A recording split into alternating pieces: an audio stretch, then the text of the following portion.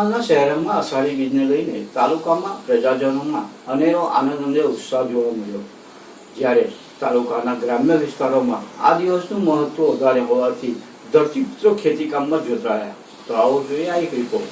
પંચમહાલ જિલ્લાના શહેરા તાલુકાના અષાઢી બીજને લઈને અનેરો આનંદ અને ઉત્સાહનો માહોલ લોકોમાં જોવા મળી રહ્યો છે, જ્યારે તાલુકાના ગ્રામ્ય વિસ્તારમાં વરસાદ આધારિત ખેતી કરતા અમુક લોકો આકાશ તરફ બે હાથ જોડીને પ્રાર્થના કરીને રથયાત્રાના દિવસથી જ ખેતીકામમાં જોતરાયા હતા.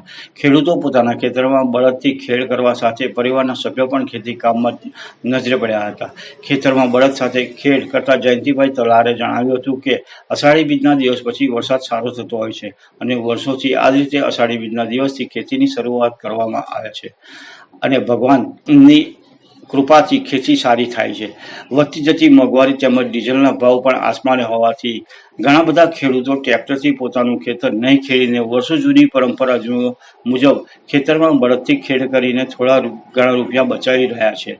જોકે તાલુકા પંથકમાં બધા ખેડૂતો ખેતીલાયક વરસાદ થાય એ માટે વરસાદની કાગડોળે રાહ જોઈ રહ્યા છે, જ્યારે તાલુકાના ગ્રામીણ વિસ્તારોમાં વરસાદ આધારિત ખેતી કરતા ખેડૂતો મેઘરાજાને સમયસર વરસાવવા માટે પ્રભુને પ્રાર્થના કરી રહ્યા છે.